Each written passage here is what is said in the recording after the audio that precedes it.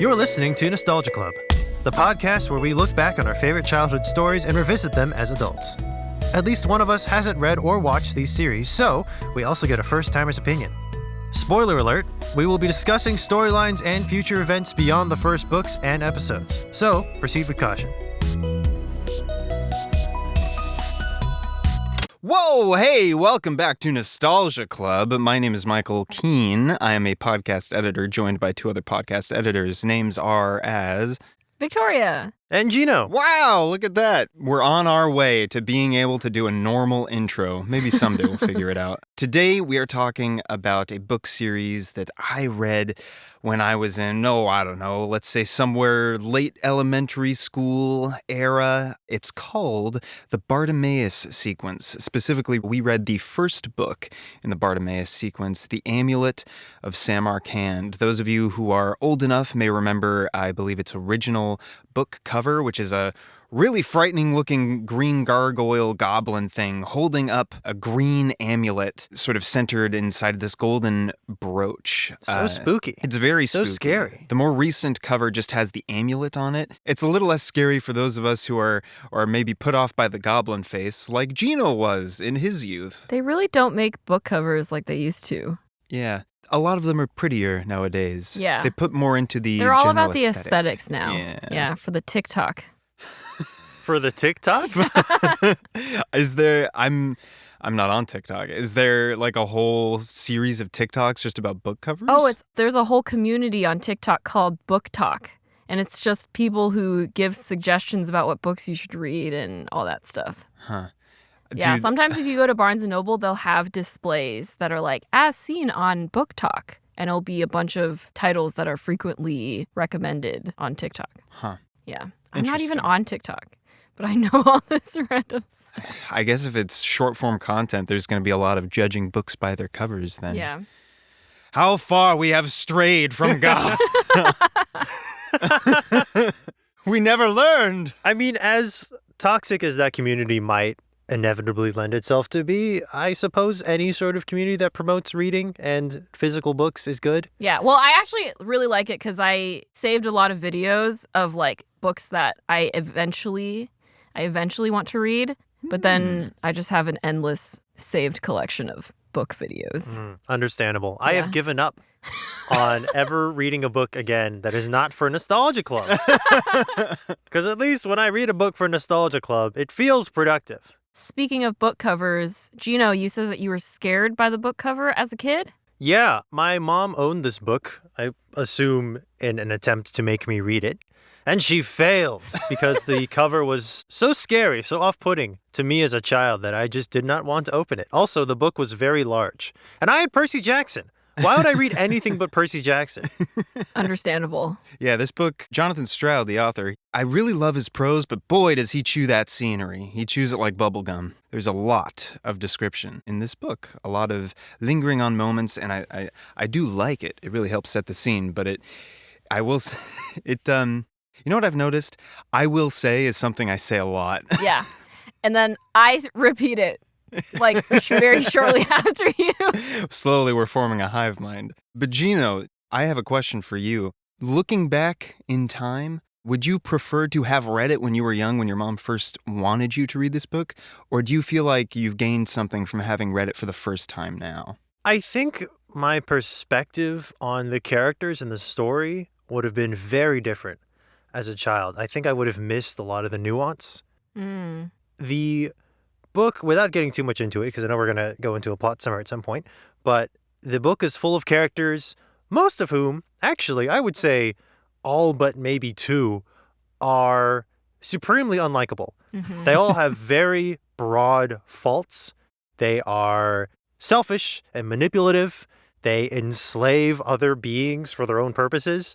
This is not a nice world, but the book does also go out of its way to show the reader how these characters got to this point, why they think like this, and how maybe in a different world they could think differently. So I would have missed that nuance as a kid because I would have just read it as protagonist good. I support them. Bad guys bad. Oh, evil.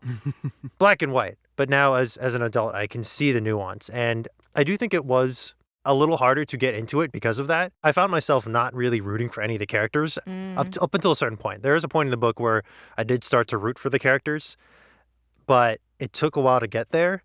And the only thing kept me going was the amazing world building. It's like an alternate universe, modern-esque, but with fantasy elements. And the characters are very well written. It's a really great book. I really enjoyed it. Victoria, same question, because this was new to you as well. I had never even heard of it. This book had me on the edge of my seat the entire time. Even though the main character, Nathaniel, has his faults, he is only 12 years old. And so I found myself kind of like rooting for him to succeed. I was like, maybe you shouldn't be making these decisions. They probably will turn out really bad for you. But at the same time, I was like, no, don't do that. You're going to get caught. Or like, I really cringed at the moment where like he let his birth name slip. I really enjoyed it. And the world building was fascinating. I thought it was interesting how it was told through the lens of Bartimaeus. He's the principal narrator of the series. Even when it's quote-unquote Nathaniel's chapter, it's told from a third-person perspective, whereas Bartimaeus's chapters are in first person. So it's basically like him telling what happens to Nathaniel from like an outside perspective. So it was really interesting to get his take on this whole world and how he is a part of it. That is a very unique aspect of this book and the two books that follow it. There is one more that Jonathan Stroud wrote after it's like this a prequel, trilogy. right? Yeah, it's a prequel. It's called The Ring of Solomon, I think. Ooh. That's one of the key features of these books that allows it to explore its world while also exploring the arcs of its characters. Two very different characters who sit on two very opposite sides of the system that this book conveys through its world building. The book opens up with a young 12-year-old apprentice magician named Nathaniel summoning a spirit, a djinn, one of many different kinds of otherworldly entities, into our world, our physical world, specifically an attic, his attic room in London, Great Britain. We are in an alternate universe of the modern day, and in this alternate universe, magic is a real thing, and not just any kind of magic, but magic that is specifically derived from interactions with living, conscious, sentient spirits from this parallel universe thing called the other place. And these spirits have their own hierarchy, their own way of doing things in this other place, this other world.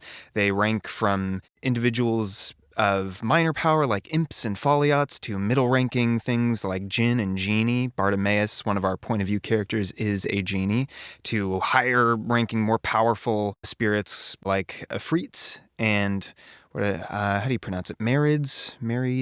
I don't know how to pronounce any of these words. Yeah. I'm gonna say Marids. And so they all have different abilities, different strengths, different capacities for leveraging their magical essences into spells and powers. And Nathaniel is an apprentice to one of many magicians in this, alternate universe London that regularly summon these entities from the other place and bind them to their will as slaves. And the book is very clear that this is a long entrenched way of societal power leveraging for humanity that goes back millennia, since the dawn of time. And what this means is that you'll get these seeds of how this has changed history up to this alternate universe 2010. For example, Great Britain, we are told, is a full-on empire in the year 2010 and achieved its supremacy sometime way back in like the mid-1800s when it defeated the previous empire of, I guess, it was a Czech empire based around Prague. It's a very interesting thing. They sort of center these empires around their capital city. So this one is London, to a greater extent, Great Britain. In the past, it was Prague, to a greater extent. The Czech, I guess it wouldn't have been a republic. The Czech Empire? The Czech and Empire. before that, Babylon and Cairo and all these things. Ancient civilizations built on the backs of magical servants. And we don't get this in the first book, but we get little bits of information about how in this alternate universe 2010, there is still an America, and Great Britain goes to war with America and its relentless expansionism, but there's also still Byzantium.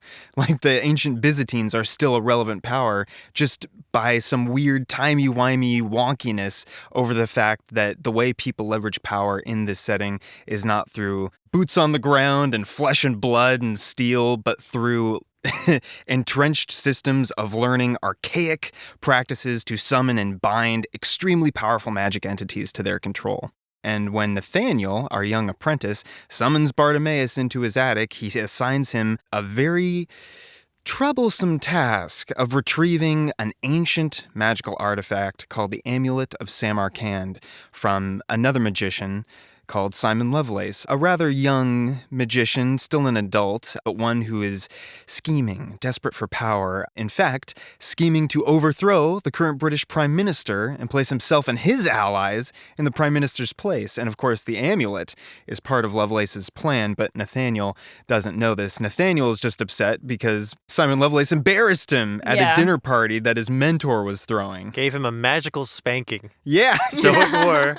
Give him a magical spanking in front of a teacher that it's implied Nathaniel had like a crush on, in a way. Yeah. Which is interesting. After that, his mentor, Arthur Underwood, he fires Nathaniel's favorite teacher, basically, after this.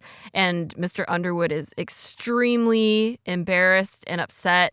And so Nathaniel, he's just like a little ball of rage and resentment. It's also because Mr. Underwood greatly underestimates Nathaniel. He didn't even want an apprentice in the first place, but every magician has to take on an apprentice at some point.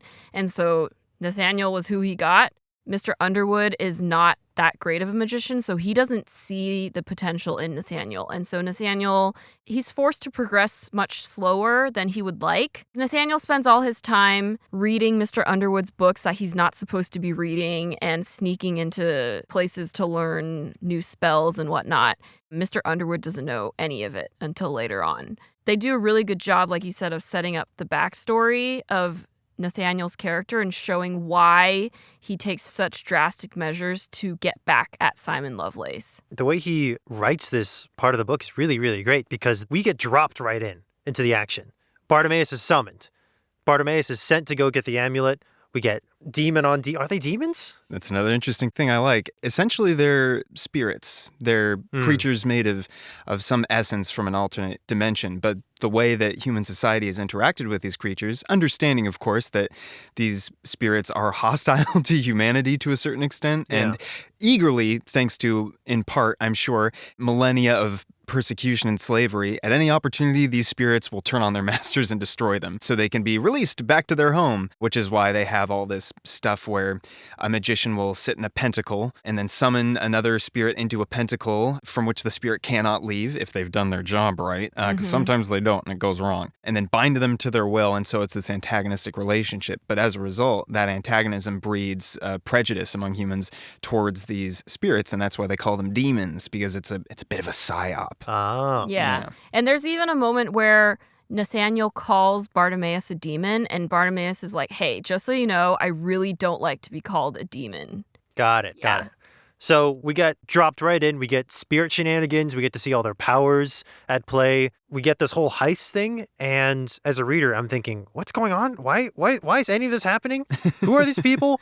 And then, only then, do we get the backstory of Nathaniel being abandoned by his parents and adopted by this very grumpy, not very skilled magician, Mr. Underwood. We get his whole backstory. We understand why Nathaniel is this little tiny ball of rage. And then we get into the main plot of the fallout of Bartimaeus stealing the amulet, which is really interesting. And I didn't really connect with any characters until we learned Nathaniel's backstory. And we learned that his actions are justified in the way that he has had a horrible life. And he is in every right to lash out. But he has still been raised and stuck in this mindset of furthering his own power and moving within the government to achieve a spot within this society He doesn't want to break things down and build them back up anew. He wants to keep things the way they are. He just doesn't like where he is in the ladder, and he wants to move up the ladder. And if the best way he can do that is by humiliating his enemies, then why not? Bartimaeus, do things! I'm so angry. It's interesting to see the difference between 2010 sort of young adult media, and I think even then this book is different from a lot of other books you get of like magical realism or like urban fantasy. Percy Jackson. Percy Jackson. Speaking of Percy Jackson, are you guys excited for the new Disney Plus adaptation? So excited. I just hope it's better than the movie adaptation. The movie adaptation. Boo! Why is it so hard to make a good adaptation? Well, I sure don't know. But you know who does know? Adapt or Die. Who's that? Well, Adapt or Die, they're a podcast about adaptations. Books turn into movies, movies turn into plays, plays turn into comics. Not sure that's ever happened, but I'm sure it will now that I've said it. What about comics turned into plays? Yes. Well, I'm sure if it turns into something, Pippa and KJ covered just about all of it. These two literary nerds dive deep into their favorite adaptational successes, failures, and head-scratchers and piece together the evolution from source material to adaptation. Their podcast asks the seminal question, did it adapt or did it die? They also create a lot of bonus content on their Patreon. They do Patreon special episodes and holiday special episodes and a lot of other special episodes. My personal favorite is the episode where they talk about Little Women because I really loved that book as a kid. My personal favorite episode is the one where they talk about the series of unfortunate events. Ooh, I love that book series. Yeah, I've only ever played the video game, and they mentioned that, which is relevant to me, and I like that. Check out Adapt or Die on Apple Podcasts and Spotify. Follow them at @AdaptOrDie_pod on Instagram and Twitter. Do it. Or else. You never really see a protagonist like this who is so distinctly on the side of oppression and selfishness, and again, like you said, Jino, is pretty unlikable. When you learn his backstory, you understand him more, and that's always what you want. Even if your character isn't like in the right, you want to understand them, and so in a way you can still be like rooting for them, at least over someone else. It's very interesting looking at all of the media that came out, books and movies and otherwise, adaptations included, from the time that this book was published, which was prior to 2010. It must have been, actually, even though the setting is 2010 London. Or is it like 2002 London? Whatever. It's quote-unquote modern-day London. There's laptops. There's cars. Yes. That was another thing, because when I read these, I was very young. And like you said, the likelihood of not picking up on the nuance and the commentary, that was something that didn't happen for me when I was young. I could understand, of course, that this is, this is wrong, these magicians summoning these Djinni and everything, but I didn't quite pick up on all of the forces at work in the world and how they influence Nathaniel, and just like the ways in which it naturally shows to you how people, like you said, end up the way that they do within this system. Yeah. How it molds them. This book presents many opportunities that another story probably would have led Nathaniel down the road of freedom fighter or righteous crusader. Yeah. He does encounter a resistance. There's some common people who are non-magicians that he encounters, and they've been stealing magical artifacts to try and fight back against the government. And they have a resistance towards magic as well. We do get more of them in future books. I'm inclined to save it a little towards the end so we can finish talking about Sounds this good. one. He is given these opportunities that another character, another novel would have been like, yes, he joins the resistance. He rises up, but Nathaniel takes the hits and doubles down. Yeah. I hate the resistance. I want to work for the government. I will enslave the commoners. They deserve to be subservient. Yeah. I am Nathaniel, and I am 12, and I am cold and angry. I mean, to a sense, I guess I can understand, because Nathaniel has been looked down upon his entire life by other magicians. And he sees himself as superior to other magicians, particularly his mentor, because he can do all these powerful things. And so I can see how he would be like, well, these magicians can do magic, but I'm better than them. These are commoners. They can't do any magic. So obviously, I'm way better than them. The way they establish the idea of basically how inheritance works in this world, the fact that it's not through families because that creates blood feuds, but that it's through a complex, pseudo-complex system of like essentially plucking orphans out and assigning them to a magician.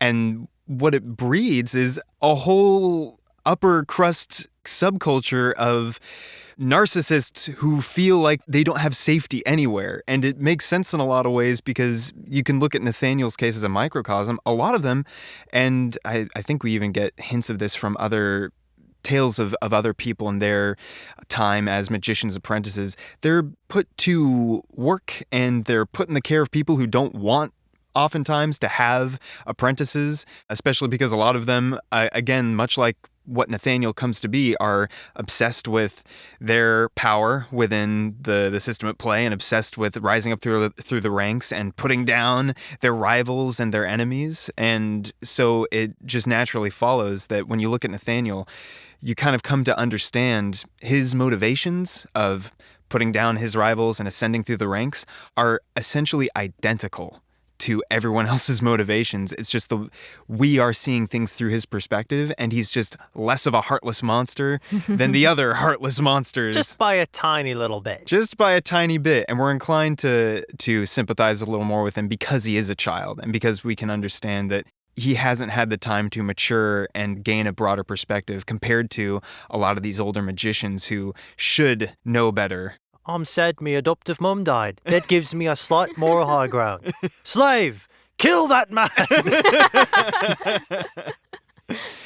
Yeah, and it's just interesting to see over the course of the books, we're not seeing like an exception to the rule. We're not seeing someone who's special. We're just seeing a gifted child who is just like everyone else. We're seeing almost like a relevant person in history who was just had a greater capacity for execution and figuring problems out than other people, but at the same time was just as morally screwed up as everyone else. Yeah, and that's why it's so great we get this book from Bartimaeus' perspective, from the Djinni's perspective. He doesn't want to be here. He thinks this whole thing's stupid. He's snarky and he's funny and he has these little footnotes. Yeah, he puts footnotes in his chapters, which gives more insight into history. I liked the one in particular about like Nefertiti's anklet, which everyone thinks it made her more beautiful and that's how she won people over. But in reality, it's meant to make the wearer's husband obey your every word. And then later on, it pays off because the current owner of the anklet,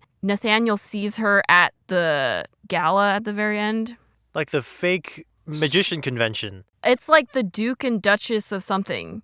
Oh, and I didn't the even Duchess, pick up on that. Oh, okay. I was like, this is a great detail. I don't know why.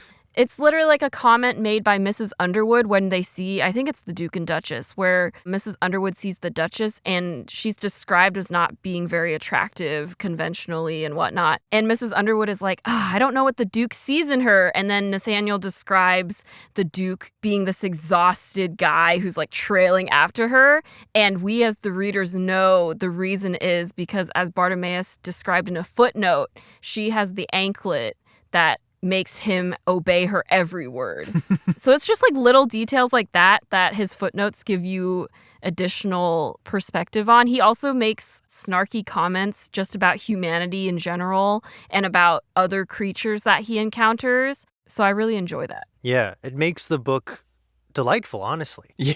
You have this tale about horrible people doing horrible things, but then you have this really wonderful narrator who is just as done with it as you are and is willing to point out flaws and look at these ridiculous people and their ridiculous schemes and stupid. I can't do anything about it. I'm just here for the ride. And so are you. Come on, let's see what happens next. Yeah. I'm Bartimaeus. It adds a valuable levity, pseudo-nihilistic levity, because Bartimaeus has been alive for like tens of thousands of years in a way. He frequently talks about how Great Britain is just the next domino in a long line of dominoes that has been stood up and then knocked down. And it's interesting to go back and forth between Nathaniel's chapters where he's just a kid like, this is amazing. Wow, look at all the columns. Look at the statues. Former Prime Minister William Gladstone. What an amazing magician. And then we go to Bartimaeus and he's like, I am so tired. I imagine him in a strong Brooklyn accent as well. It doesn't make any sense why he would have that, but it feels right for his character. I really enjoy how in I think it's the first chapter we get of Bartimaeus, in addition to the fact that we immediately get his perspective of like, who summoned me? A kid? Oh, this freaking whelp. I'm going to try and scare him so he leaves his pentacle and then I can eat him and go home. Yeah.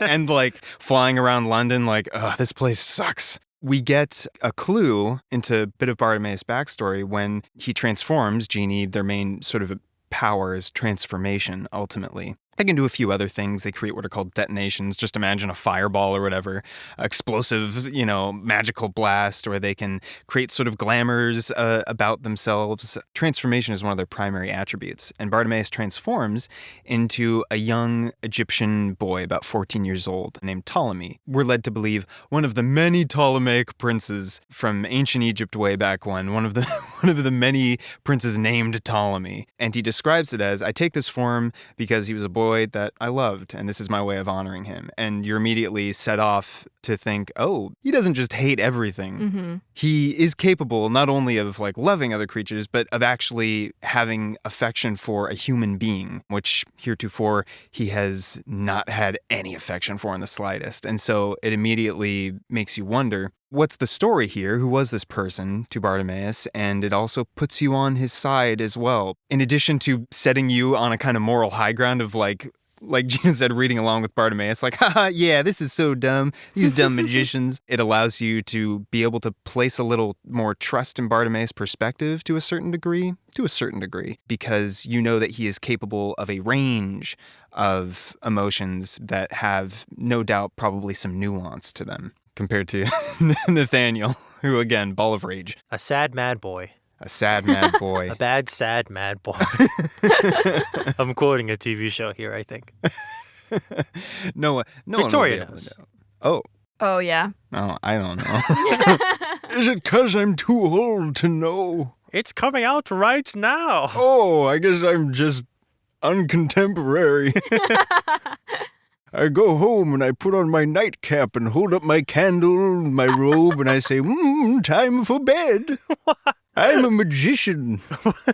I love how they describe the magicians as it's specifically from Bartimaeus' perspective, of course, but he describes them. Your default inclination is to think, oh, these magicians who have to study their whole lives to get very good at the specific task of enslaving other creatures at mortal peril to themselves. You would think they would have a certain level of panache and unique flair to each of them. But Bartimaeus describes them as being like sheep, being utterly identical to each other. They are completely subject to fads. He describes the typical bedroom of a magician's apprentice as being it's just got the latest top 40 pop sensation, posters on the wall, a bunch of mainstream whatever the fads of the day are. This is what the magicians are interested in. Some of the most egregious of this are adopt weird extrinsic attitudes and almost costumes where they wear their hair down in a kind of moppish way. Some of the really gaudy ones who are really insecure will dress exuberantly and fashionably, and he's you don't have to worry about those ones. Those ones got nothing going for them. The ones you really have to worry about are the ones that are just dressed in suits, just three-piece suits. Yeah, like accountants. And they're both equally lame because the accountants are fitting into a little square box of accountant vibes, and the exuberantly dressed ones are fitting into a little square box of trying to be cool. Yeah, at least Nathaniel has his own unique aesthetic of starving, desperate child. No clothes, no food, no money, no house. My parents are dead. Yeah. Simon Lovelace finds out who took his amulet. It takes him a little while. They capture Bartimaeus and lock him in a jail. Yeah. But then he gets out with the help of his enemies. With the help of his enemies, the Djinnis summoned by Lovelace himself. And their names are Jabor and the other one. I know. Farquaad. It is the... No. Genuinely, every time I read this guy's name, I was like, Farquaad, but it's not. It's Farquaad. Farquaad, yeah. I know. Anytime you read it, you're like, Farquaad. Trick. But I like to call him Farquaad because that's also kind of his energy. Yeah. Yeah. He's... Farquaad presents an interesting foil to Bartimaeus in terms of his perspective of things, because they're both very old and they both known each other for a long time. Mm-hmm. In the first chapter, we get a fun interaction between the two of them because Farquaad, working for Simon Lovelace, naturally encounters Bartimaeus when Bartimaeus tries to steal the amulet. And you get a little back and forth between them of oh yes, I haven't seen you in a couple hundred years. Keeping up well? And they're just trading little jabs at each other. But later in the book, when they rescue Bartimaeus, because of course Bartimaeus, Simon Lovelace, knows what Djinni took his amulet and he wants to question Bartimaeus to find out. Farquhar and Bartimaeus have a little conversation where they trade perspectives, essentially, on magicians in society. And Bartimaeus is over it. And Farquhar is kind of entrenched in the system and very much like, if you can't beat him, join him. And I am going to join them to the nth degree. Isn't his perspective that what Simon Lovelace is doing will actually help the spirits from the other place? That's kind of his angle, something along the lines of, well, he's going to shake up the system. And when he does, that'll promote opportunities for certain spirits like us, but only if you're on our side. So maybe you should join our side there, huh? So it is still factionalizing. And Bartimaeus says, 1, I don't like your attitude. 2, I literally can't. I am bound by magic. Yeah. If I could, I would. But I can't, so I won't. As Bartimaeus escapes, Lovelace has other spies who chase after him and track him to the Underwood's residence, in which Simon Lovelace shows up, confronts Arthur Underwood because he thinks, obviously, he's the more experienced magician in the household. He's the one who took the amulet. Obviously, Mr. Underwood has no idea what's happening, and he also doesn't have the grace to manage the situation diplomatically. He just yells at Simon Lovelace and is like, "You idiot, why would you accuse me? I have nothing to do with your stupid amulet." He's a big ball of rage. Yeah. I wonder where Nathaniel gets it. This book could also be titled Things Get Worse for Nathaniel, because that really is the whole... Yeah. This moment of Lovelace confronting Underwood is the peak of a series of domino effects of everything going badly for Nathaniel. He fixes it barely, and then it gets worse. And then he fixes it barely, and then it gets worse. Yeah. And like you said, it keeps you on the edge of your seat, because he's not safe, ever. I was like, oh my God, this kid is gonna die. He gets himself into a complicated web of political intrigue by having Bartimaeus steal the amulet, and then he slips up and Mrs. Underwood reveals his birth name, which means that Bartimaeus now has control, the same amount of control over Nathaniel that Nathaniel has over Bartimaeus. Yeah. The magicians can't reveal their birth name. Yeah, in this world, it's like very strict on as soon as you become an apprentice, you're supposed to forget your birth name altogether. And then once you reach a certain level of apprenticeship, then you are given a new magician's name. So if a spirit learns your magician's name, they do have a certain level of power over you because they know your name, but it's not as powerful as if they know your birth name. When Nathaniel was like 3 years old or whatever, obviously when Mrs. Underwood shows him affection, hey, I know you're not supposed to tell people your birth name, but I feel bad just calling you boy or kid. So why don't you tell me your birth name, and as soon as you get your magician's name, I'll forget it. Again, he was only 3 years old. Yeah. Not really his fault. If I was him, I'd be like, I have no parents anymore. This is the one person who's shown me any ounce of affection. Of course I'll tell you my name. Yeah. And he obviously doesn't understand the gravity of the situation either. And then that comes back to bite him when he summons Bartimaeus and Mrs. Underwood calls him Nathaniel right in front of where Bartimaeus is spying on them. So I think Bartimaeus is a little spider. yeah. And he cues to Nathaniel that he's in the room by wiggling his little torso. I heard it. I heard your name. Oh, you're in trouble now. Yeah. But actually, at first, Nathaniel tries to cover it up because he thinks, okay, Bartimaeus heard it because I know he's in the room, but maybe he thinks that's my magician's name, which would not be as powerful. But then Mr. Underwood, in that moment, decides to be like, hey, so it's almost time to choose your magician's name. And Nathaniel's like, I'm Great. screwed. Yeah. But he fixes it by cursing Bartimaeus to be sucked into a tin box full of rosemary? Yeah. think, Was it? yeah. Rosemary, Yeah. which is not super dangerous for spirits, but it makes it very uncomfortable. So you can imagine Yeah. if you're trapped in this tiny box with basically things that give you a big allergy. Yeah. Yeah. And then he hucks it into the Thames. Yeah. So Bartimaeus would not be able to escape very easily. And he says, Bartimaeus, if you don't do what I say, and in the 30 days, I don't end the curse, you're going to live in that box for the rest of your life.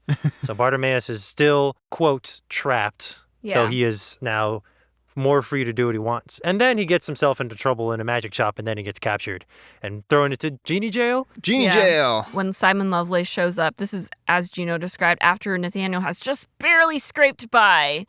Oh, and right before, he got caught by Mr. Underwood Oh, doing all yes. this stuff. Yeah. Right. So he's in deep trouble with both Underwood and Lovelace. Yeah, Mr. Underwood found out that Nathaniel has been summoning creatures in his room without Spying on his permission. master? Yeah, spying on him because Nathaniel has this scrying glass that has an imp trapped in it. The and other Nathaniel likable character. The imp is pretty great, yeah.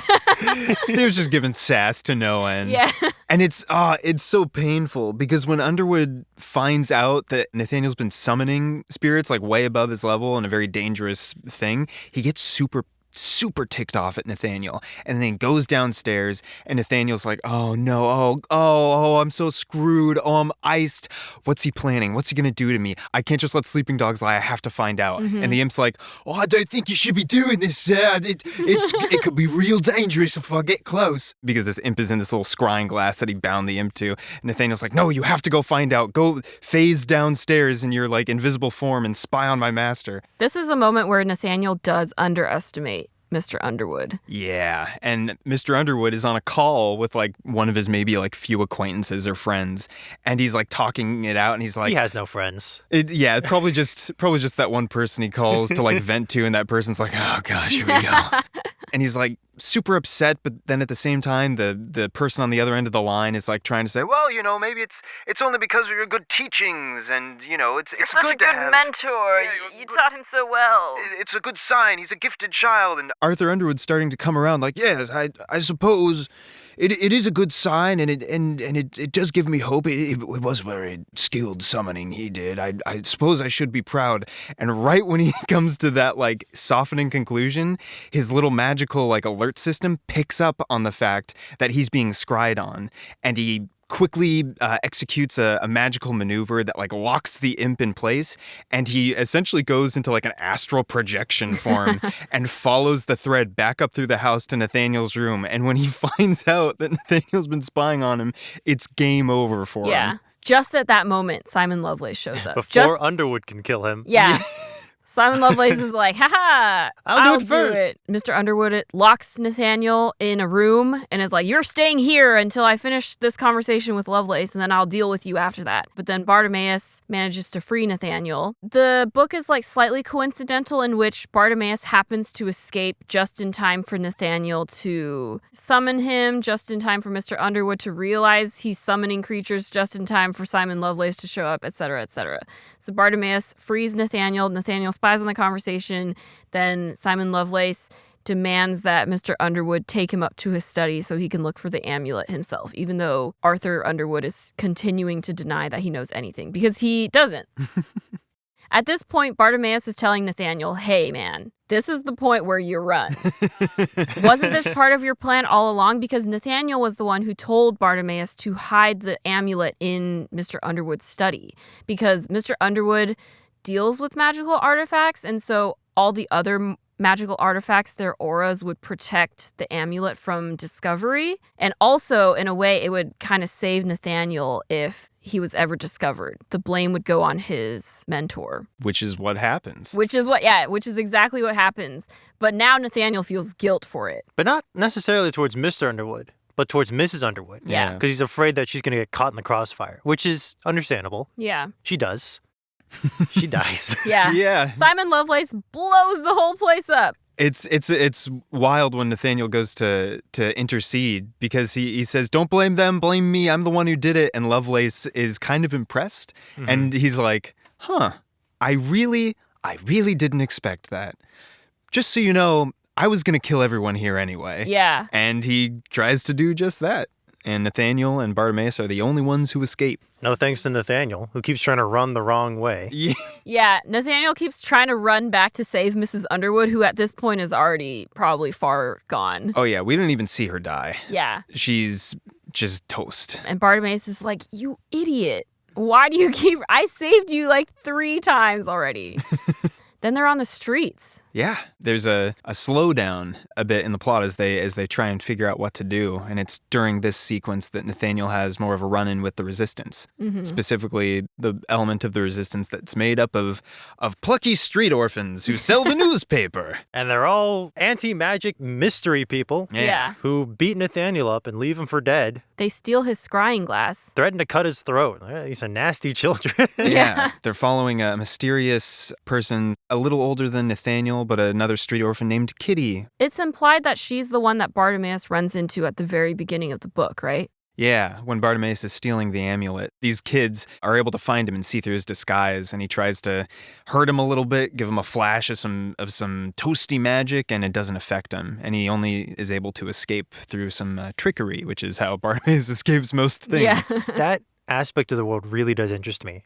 I would hope that they explore. I mean, I'm sure they do explore that more in the sequel books. Yeah, I want to learn more about them. And there's another character that has that in this book that you see. Oh yeah, the bounty hunter. Yeah, there's this mercenary. right. He doesn't hunt any bounties. He's a mercenary, but he has bounty hunter vibes. Ever Yeah, since yeah. Star Wars and Boba Fett, anything that is vaguely like gun for hire is just bounty hunter. Because Boba Fett's too cool.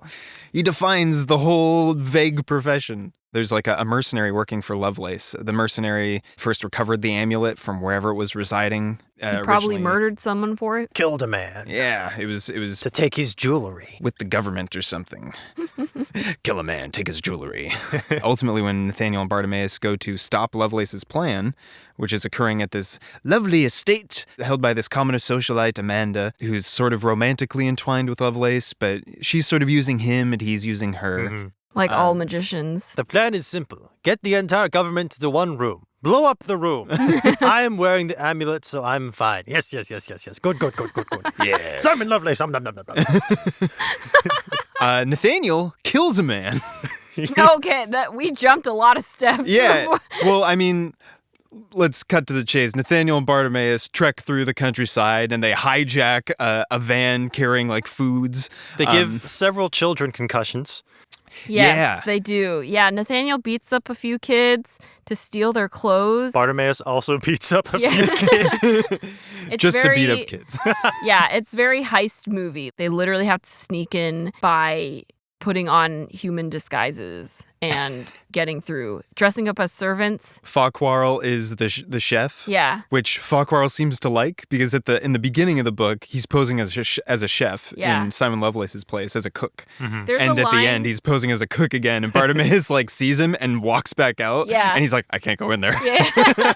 There's actually a line when Farquhar is chasing Bartimaeus and they both end up in an alleyway just kind of to rest. And Bartimaeus says that they both transform into their desired transformations, which for Farquhar is the cook and Bartimaeus is this Egyptian boy. That's so funny to me. Yeah. Like, just transforming him into just what I imagine, like, Chef Boyardee. Just like, I'll kill you, boy. And this little tiny, like, Egyptian child, it's like, nah, not if I kill you first. Everyone walking by is like, what's going on? What are they No, doing? there actually is a girl who stumbles in on them because she's like playing it. She's like a common girl who is playing tennis and her tennis ball happens to land in the alleyway. So she like walks up and she's like, what's happening here? Farquhar almost kills her. Yeah, he does. And then Bartimaeus intervenes. lights him on fire. Yeah. So they go into this event. They manage to sneak in. Nathaniel follows Simon Lovelace, but it turns out Simon Lovelace already knows that he's there. He's lost the element of surprise. And then Simon Lovelace leaves him with his mentor? Yeah. Yeah, to try to recruit Nathaniel to the New World Order. Yeah. Because Nathaniel is powerful and they can use allies like this child. And Nathaniel says, no, old man, and then rams him against the door. Not on purpose, but enough to break his neck. Yeah. It's a very like amidst all this magical stuff happening, it's a very like, oh, the frail old man just fell over.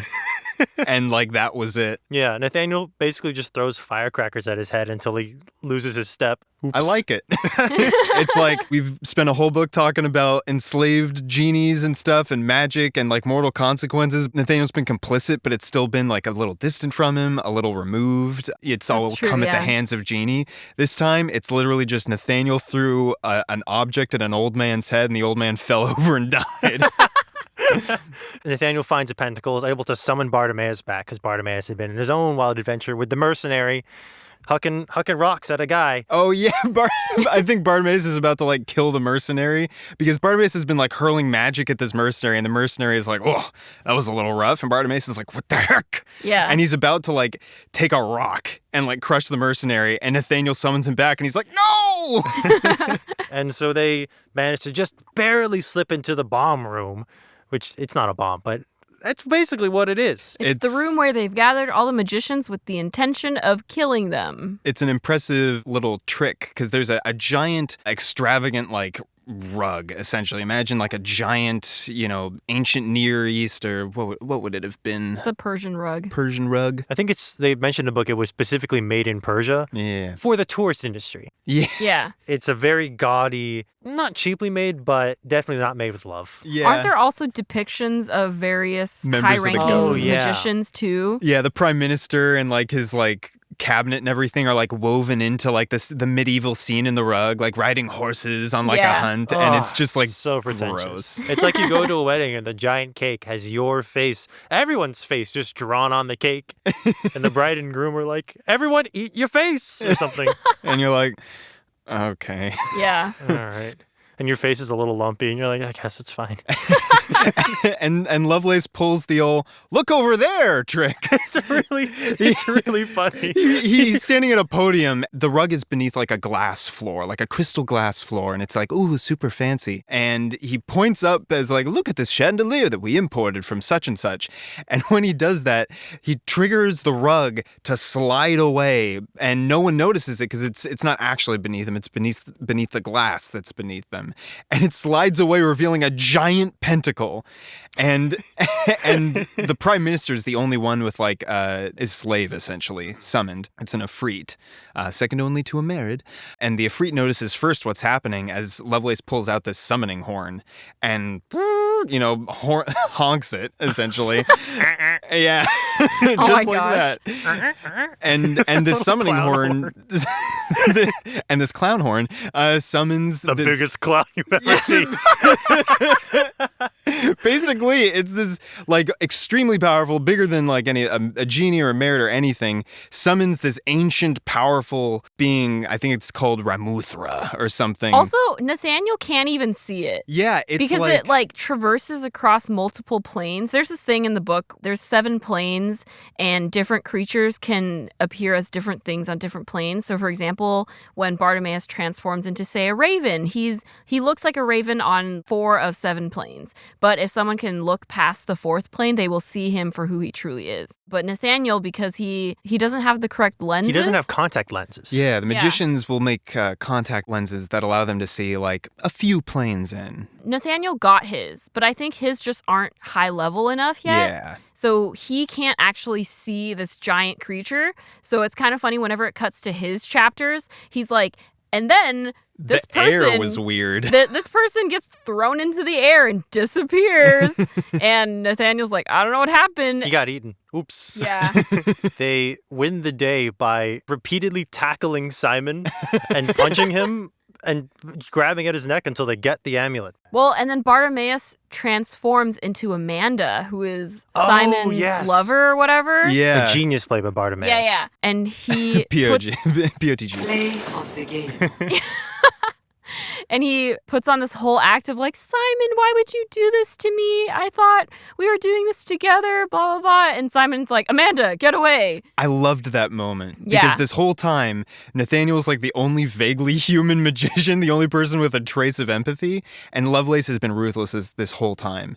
And right at the end, Lovelace has talked all this game to Nathaniel, even at the end where he's like, oh, you almost had it. If you had just, like let Underwood take the fall, done what every magician is supposed to do and throw everyone else under the bus for power, you might have gotten away with it. But you didn't. And then Amanda, as we are led to believe, claws up to Simon, his lover, like, Simon, I thought, what? How could you do this? And Simon should, like, if he's true to his word, attack her or shove her off, but he's petrified. And he's like, Amanda, don't come any closer. Please, Amanda, I'm warning you, don't come any closer. And you can see this Joker is weak. Like, he can't hold up what he actually believes. When it comes down to it, all these magicians have something. Yeah. They have something that still has a nugget of humanity in them, and they betray it time and time again. Attachment leads to fear.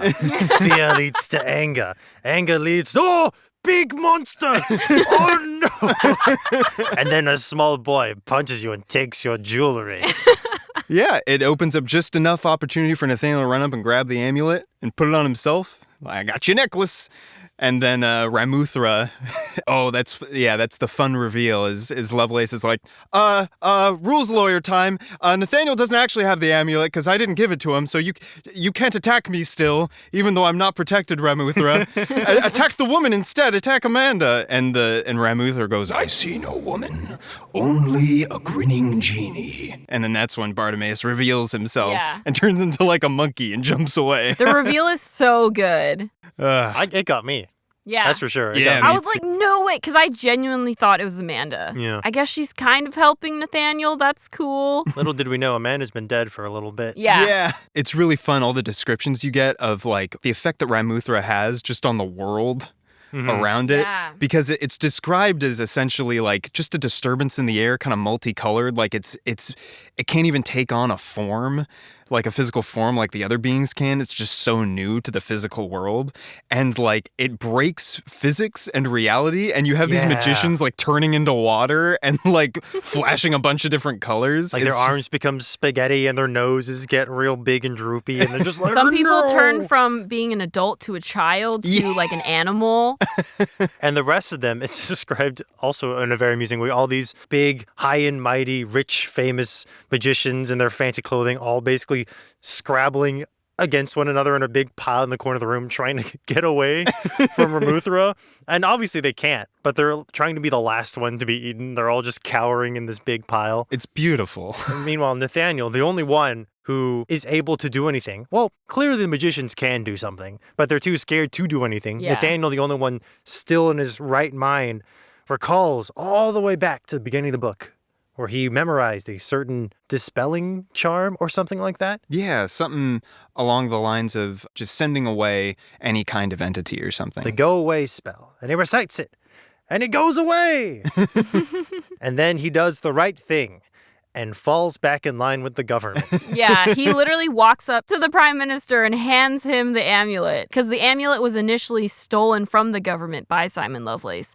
And Nathaniel gives it back. And it's really funny told through the eyes of Bartimaeus, because Bartimaeus is like, this kid really has... He's hamming it up. Yeah, he has the knack for theatrical performance, because he describes Nathaniel like walking alone in the room as all these other magicians are slowly coming back to themselves, being like, what happened? And Nathaniel's, it's very cinematic. Yeah, limping over, tattered in this echoing chamber, the silence. And it's just this small boy in the middle, and he walks up, and you think that he's going to attack the prime minister or do something to the prime minister, and he just drops the amulet into his hand. That would have been wild. Yeah. Well, no, Bartimaeus says that the prime minister kind of like trembles a little bit because like they just watched this kid destroy a giant beast and send him back. A primordial being from the netherworld. Yeah. And then he Where takes all out a little butter knife and stabs the PM in the throat. He takes out a firecracker. Oh, yeah. It worked on one, old man. A slightly full circle moment, I guess, is at the very end. Nathaniel, after he has a series of hoity-toity conversations with people in the government being like, oh, yes, me, Nathaniel, I'm so cool. They assign him a new mentor, someone who actually sees his potential and will train him. And it's this magician who actually imprisoned Bartimaeus. Yeah. She was the one who was torturing Bartimaeus in the Tower of London where he was imprisoned. Jessica Whitwell. Yes, that was her name. But Nathaniel doesn't know that. But Nathaniel doesn't know. So Nathaniel is telling Bartimaeus, like, oh, I'm so excited for my new mentor. She's so awesome. I'm so excited to learn from her. And Bartimaeus is just like... Sure, kid. Okay. Can I go home now? Yeah. But I think it's so telling just of this whole system that Nathaniel is raised in, and that Bartimaeus is the only perspective we get in this series of how things really are. Mm-hmm.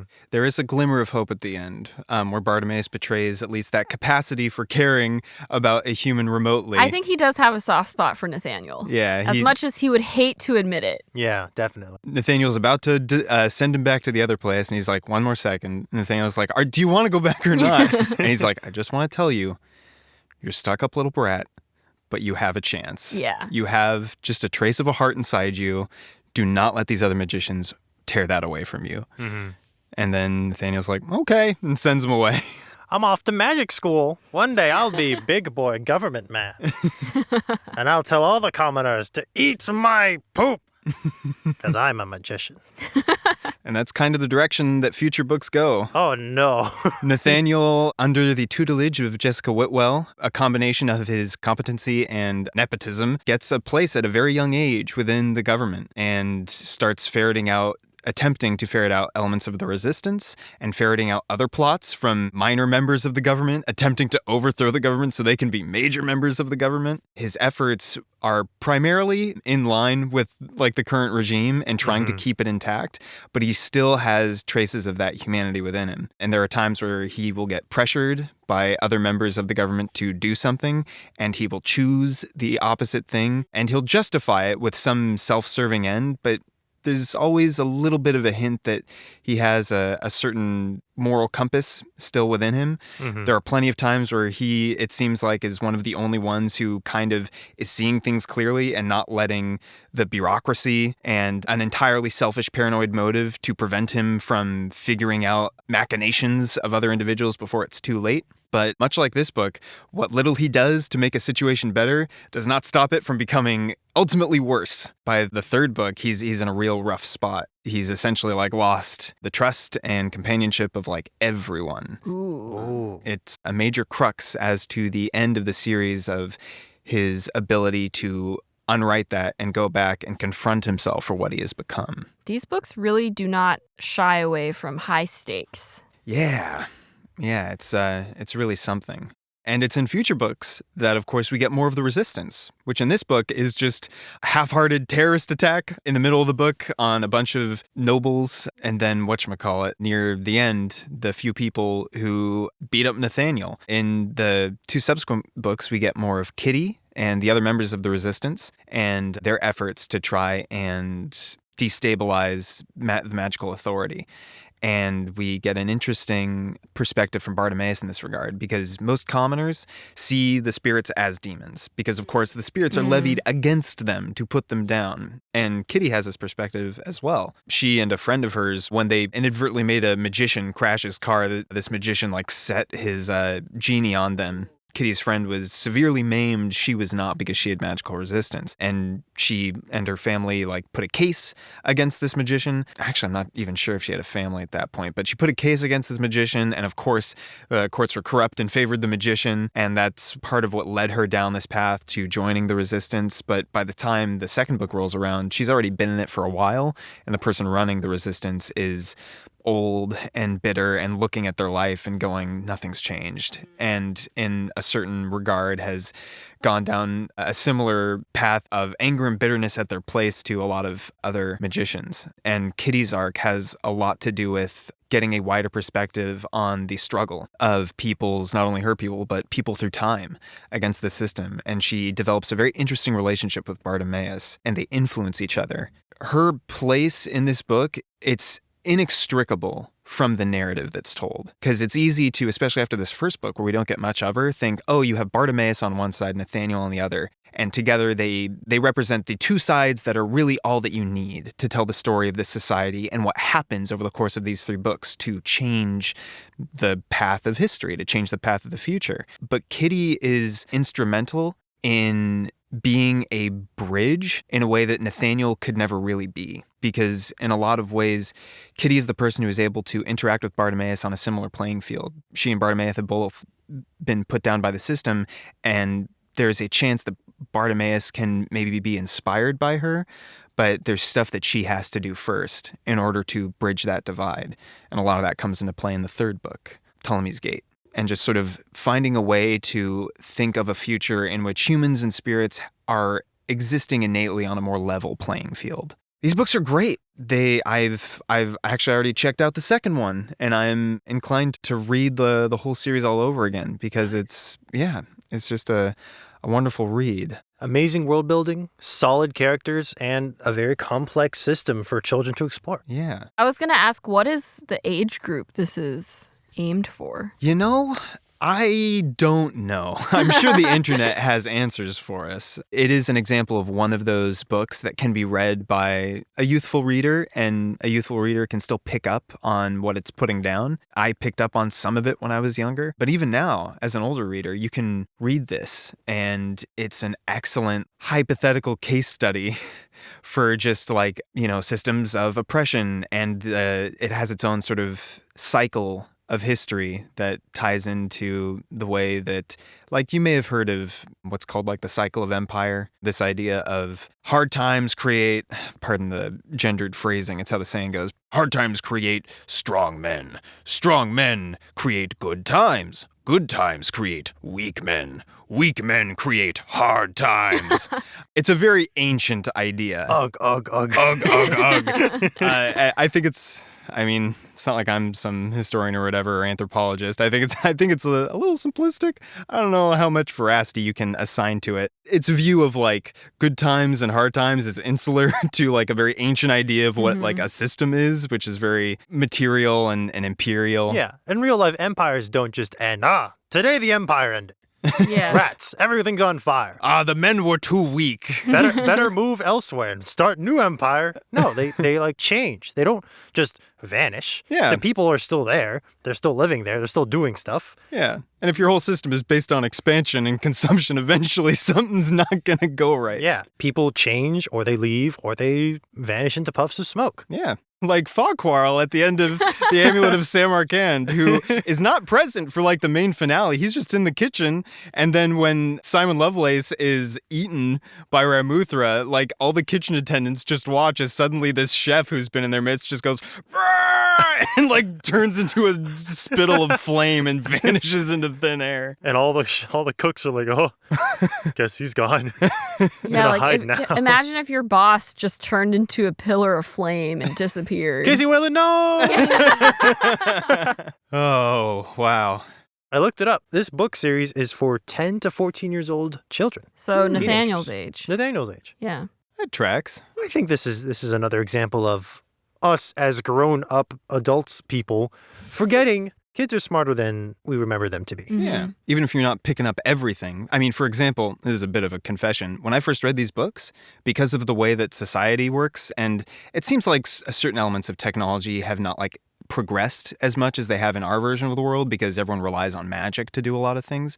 To my mind, I was like, oh, this is like turn of the century, like early 1900s. When I first read it as a kid, that was my conception of it, which already I'm impressed that I could gather that much in terms of placing it within a time period in history. And I only learned when I came back to it very recently that it was actually just an alternate version of the modern day. And I think it's almost telling that this alternate universe looks more like the sort of like late 1800s, early 1900s with all of these empires and sweeping foreign influence and trying to take as much as they can from the world around them than it looks like our own version of the modern day, which is different than... A different sort of empire. Yes. Yeah. Taking a different sort of thing from a different sort of people. But yeah, these books were a lot of fun. Thanks for bringing them back. Yeah. Thank you for reading them. When I was reading these myself, I was like, I'd love to see a movie of these, but then I'm like, so much of this is made of footnotes. Yeah. So much of this is just made of like, let me tell you everything in a funny voice. Hey, it's me, Bartimaeus. Yeah. Actually, I did find that there's a graphic novel of this first book. That's right. I didn't get a chance to read through all of it, but I did kind of look through. My first impression is that they made Nathaniel look too old. He looks like a 14 or like more like a 16-year-old in this, in which case I find it a little bit more believable that he could do all these crazy things. Nathaniel's chapters are told in first person, which is actually kind of weird. That is strange. Interesting. Yeah. It kind of takes me out of it a little bit weirdly. Are they trying to humanize him, I suppose? I think so. And they're trying to, I guess it would be maybe more confusing to say, like, with comic book narration squares, to have it still be in third person might be maybe more confusing. I don't know. Maybe. It does interest me to see a graphic novel drawn and written from the perspective of an outside observer. So we don't get as many first person or close-up shots of the characters. Instead, we get more POV shots, I suppose. But I guess that's hard to do conceptually. There's definitely a lot of fun illustrations because it's a very visual series. I will definitely try and read more of the books. And I know I say this literally every time. Well, it's a tall But order. eventually, when I get through my huge stack of books at home, I will read more Bartimaeus. Not if we don't keep giving you big Nostalgia Club books to That's read true. first. Yeah. What's our next giant encyclopedic tome? It's the encyclopedic tome. Oh! Remember can't the wait. encyclopedia that your classroom had at the front of the room? We're reading that one. I love the entry on napkins. That would be the worst Nostalgia Club episode ever. My favorite part of the encyclopedia was when... Yeah. Thank you for listening to Nostalgia Club. And thank the both of you for reading this long book. It was delightful, Michael. Oh. Like, truly. It was so much fun. Well, I hope it came across in this episode. Listener, did it come across? Leave a comment. Mail in to our email address. Yell across the street, wherever you are. We'll hear it. Did you like this episode? Summon a small imp into horrible, immoral, and unethical servitude and tell it to tell us how much you liked this book about how bad of a person you are for summoning that imp. What are you doing? Don't. Stop that. You should have learned by the end of this episode not to do it. But do it anyway and tell us we're doing a good job. Took a dark turn. Whoa. Until next time. Don't do whatever Michael just said. I'm going to take a slightly different tack and say, until next time, do exactly what I say. Until next time, overthrow your government. Do it. And then take its place and become a worse, more cruel master than the previous prime minister. That weak fool! I will build a monument to myself. It will take thousands of lives. Be a big box. Write my name on it. That's your monument? That'll stand the test of time.